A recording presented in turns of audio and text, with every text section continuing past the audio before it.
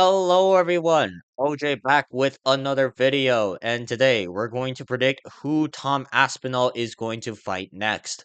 Over the past several days, there have been updates from multiple sources regarding the hypothetical matchup between John Jones and Tom Aspinall, and it seems like John Jones is not interested in this fight whatsoever. So instead of talking about how John Jones is a duck and how awful John Jones is as a person, I'm taking the time to speculate the fun matchups available for Tom Aspinall. So without wasting any more time, let's jump right into the video. First off, we're going to break down Tom Aspinall's video he posted on Monday, where he discusses his open frustrations about negotiations for this fight. If you have not checked that video out, I will try to leave it in the description, assuming YouTube doesn't hinder me so. Now, I'm not going to break down everything Aspinall spoke of in this video, but the main point he's been trying to get to us is that he is only going to fight for the undisputed heavyweight belt and that John Jones has gone completely radio silent regarding negotiations for this fight. As a big fan of Tom Aspinall, even before he started all this media tour trying to promote the fight between him and John Jones, I fully understand where Aspinall is coming from.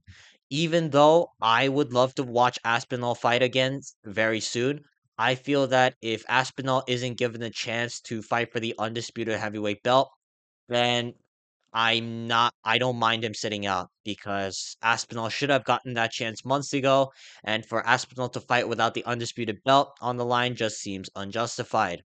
With that being said, John Jones is the current holder of the undisputed heavyweight belt. However, according to Tom Aspinall, Jones has no interest in fighting whatsoever because apparently there are financial negotiations between Jones and the UFC. This feels eerily similar to the Francis Ngannou situation.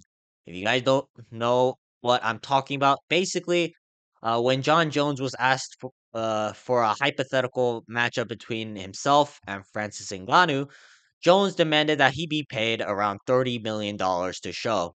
Now, you could say that because Jones is considered by many to be as the greatest fighter of all time, that is justified. However, we've seen now that John Jones only pulls this move out in very specific situations. Once against Francis Ngannou back when Ngannou was still in the promotion, and now that he's fighting Tom Aspinall.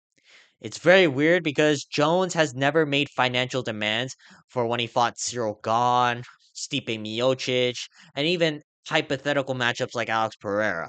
It seems like any time the vast majority of the fans feel as if John Jones is going to have a legitimate challenger that poses a serious threat, Jones immediately pulls out the I want the fuck you money tactic. And if things play out just like last time, I don't believe Tom Aspinall versus John Jones is ever going to happen.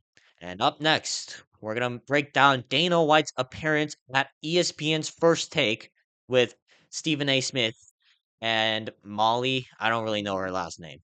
And again, I will try to leave a link in the description, assuming YouTube just doesn't keep asking for my ID.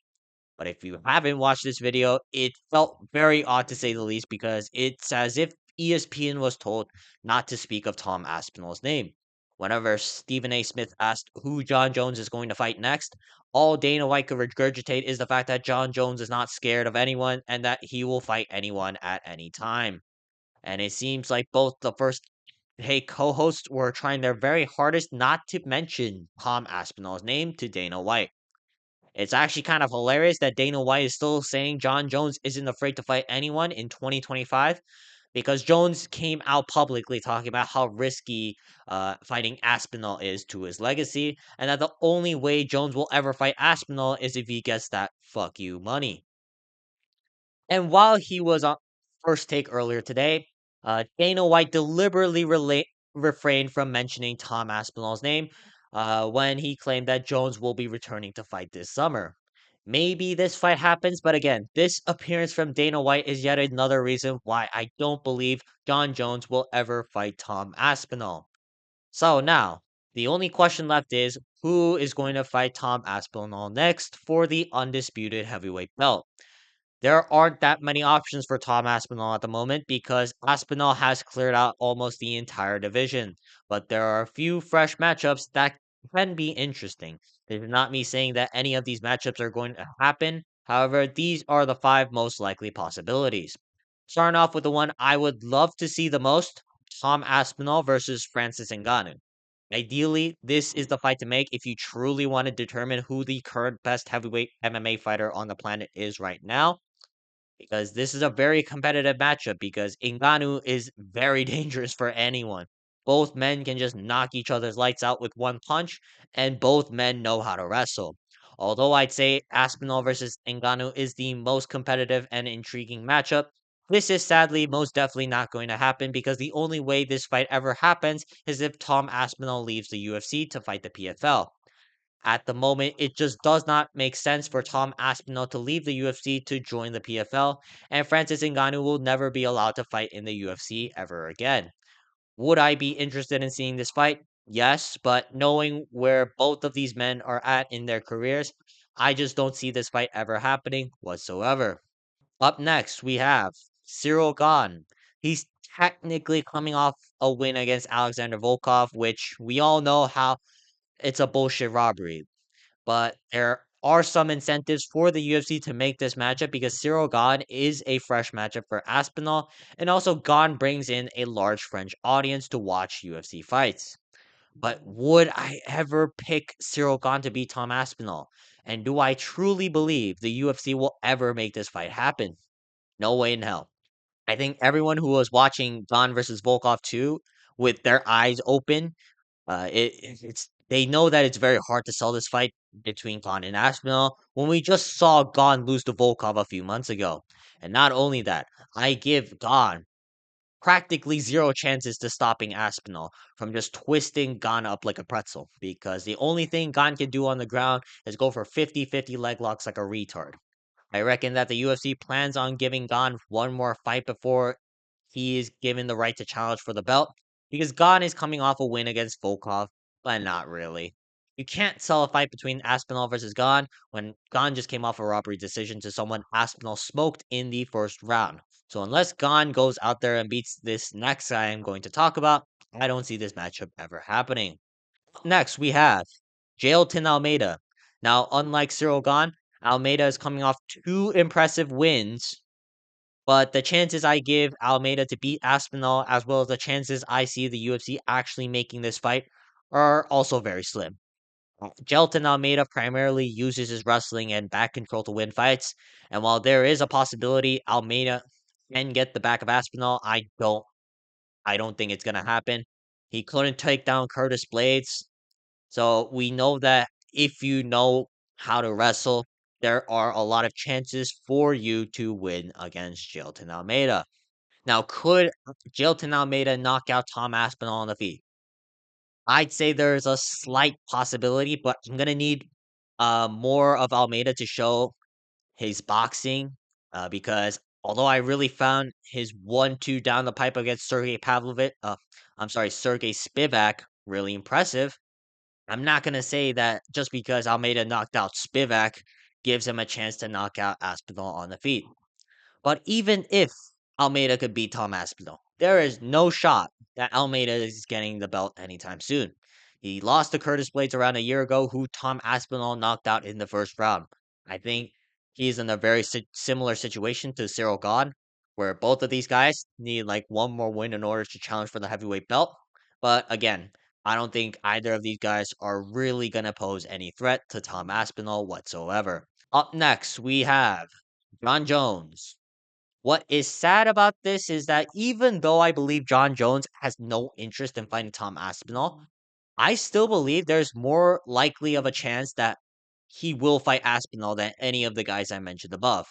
It feels like the UFC wants this fight to happen because this would be one of the highest selling pay-per-views of all time. Ironically, because John Jones has been ducking Aspinall for so long. A lot of people seem to be interested seeing John Jones fight Tom Aspinall because even my friends who don't really pay attention to the UFC know who Tom Aspinall is because of the fiasco at UFC 309.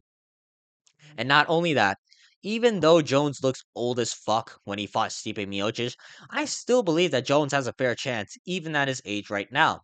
Jones is very crafty, very skilled for a heavyweight, and experienced in 5 round wars. On the off chance that Aspinall is unable to finish Jones in the first round, I think Jones' chances to win exponentially skyrocket. I would still pick Aspinall to spark Jones out on the feet in the first round, but we don't know for certain because even though I hate Jones, he is clearly better than anyone Aspinall has fought so far. And last but not least, we have Alex Pereira. This is the fight that's most likely going to happen if Pereira beats Magomed Ankalaev at UFC 313. Now, I'm going to be honest. Although I believe Ankalaev is going to win this weekend, I would want Pereira to win this fight because that means Pereira would be able to challenge for the heavyweight title. This is a big achievement for any fighter because no one was even close to becoming a three division champion prior to Alex Pereira. With that being said, Tom Aspinall is probably going to twist Pereira up like a pretzel if that fight ever happens because Aspinall has made his game plan against Pereira very clear. Right away, Aspinall will rugby tackle Pereira, take him down, and submit him in the first round. I don't know why 75% of Pereira's opponents never think about doing this, but Aspinall is smart enough to do so right away. Unless John Jones actually quits ducking and actually fights Tom Aspinall, or if Magomed Ankalaev beats Alex Pereira this Saturday, I reckon this is the next matchup the UFC is most likely going to make. Alright, that's going to be it for today's video. Let me know in the comments down below who you believe Tom Aspinall is going to fight next. And also, let me know in the comments down below who your hypothetical opponent, how your hypothetical opponent would win, and what chances you give winning of them winning the fight. But other than that, make sure to like and subscribe, and I will see you guys next time. Peace.